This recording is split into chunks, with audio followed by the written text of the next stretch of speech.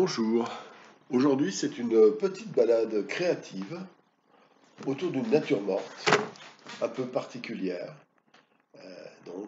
Nature morte, gamelle dans le vent.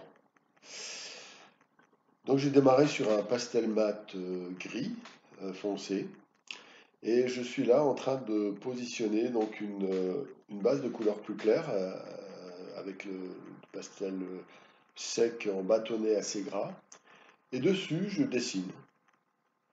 Donc d'emblée, ça me fait déjà une sorte d'effet de matière assez, assez légère. Voilà, et je dessine donc mes gamelles très succinctement.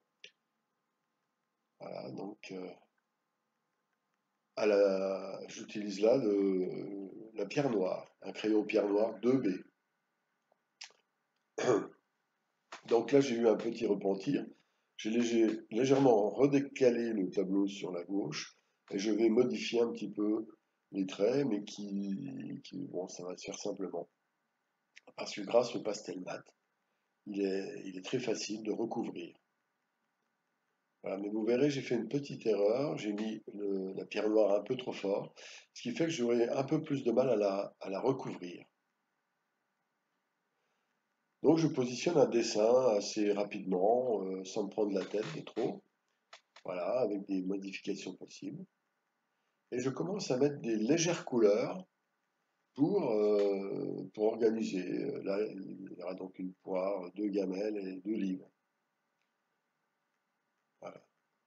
Donc le dessin, le dessin, le dessin, toujours.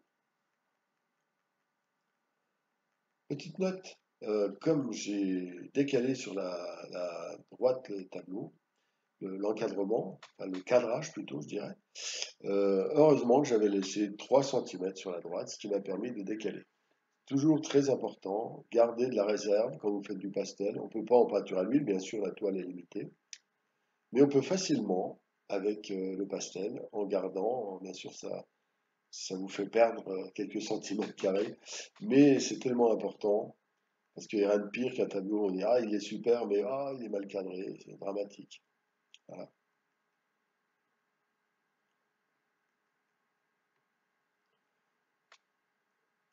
Là, j'avance en même temps, vous voyez, avec des crayons pastel, notamment simple que j'ai sélectionné, des roses, un rose, un bleuté. Et tout ça prend sa forme doucement, vous voyez, un peu comme un fantôme. Le dessin a été marqué assez fortement, ce qui n'est pas toujours ma coutume, mais en même temps, comment dire, on voit les couleurs montent tranquillement. Enfin, là, elles montent un peu plus vite que d'habitude aussi, quand je fais des tableaux. Voilà. Alors l'idée est très simple, hein, c'est évidemment naturellement dans le vent, c'est une sorte de jeu amusant pour m'amuser autour de l'idée de l'interaction des objets avec leur environnement, ce qui n'est pas le cas bien entendu. C'est un jeu de l'esprit, un peu poétique pour s'amuser. Voilà. C'est pas fantastiquement original, j'ai déjà lu des choses dans le même esprit, mais ça m'amuse beaucoup. Donc, c'est mon bon plaisir, voilà, je le fais.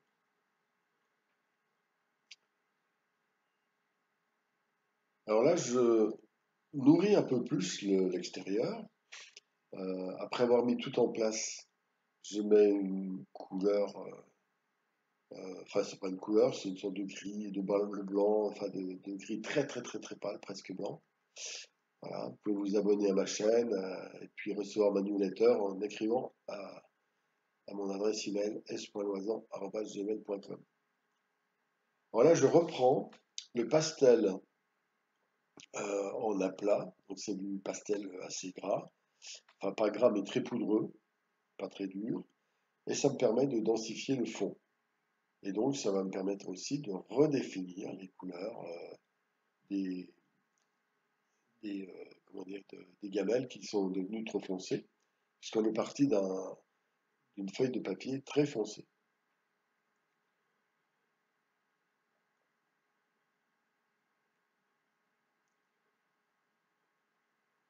Là, donc je reprécise, reprécise. Alors la phase finale, je coupe, je fais de nombreuses coupures parce qu'évidemment c'est ce qui est le plus long. est finalement moins intéressant. Quand vous voyez quelques secondes, quelques minutes, ça suffit amplement pour voir comment je fais. Voilà. Donc c'est un sujet qui fait 20 cm sur 30. C'est un format que j'aime bien parce qu'il donne beaucoup de liberté. Là, je vous conseille toujours de faire de temps en temps des petits sujets qui vous permettent d'expérimenter des idées, des petites techniques sans vous enfermer dans des sujets qui vont vous prendre 5 heures. Hein, celui-ci, j'aurais mis à peu près 1 heure pour le faire, 1 heure et quart, 1 heure et demie. Très agréable. Voilà, je vais en attaquer un autre cet après-midi. Voilà, voilà. Alors, quand vous faites le fond, n'oubliez jamais de rajouter un petit centimètre de chaque côté.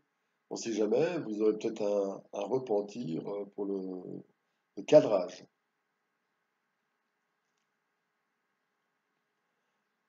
Là, je reprécise la troisième, le troisième contraste, c'est que vous savez qu'il y a le contraste de couleur, donc il est évident, le contraste de valeur, donc les valeurs de gris.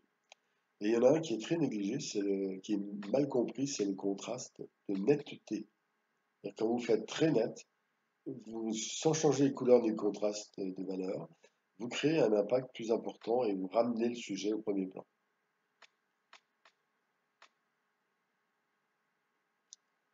Voilà.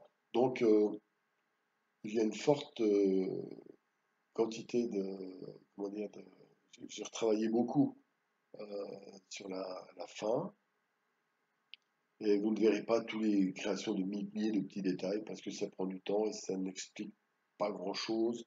C'est pas très, comment dire, pédagogique, on va dire. On n'apprend pas grand-chose d'1 heure de petits détails.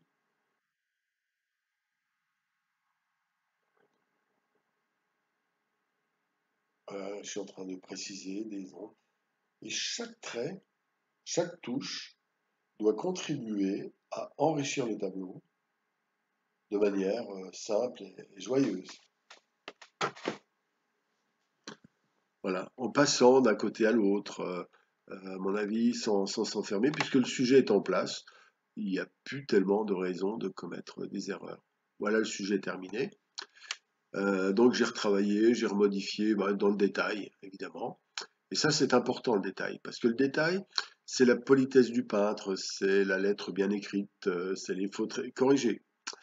Voilà, à bientôt et donc bonne pratique pour ceux qui pratiquent.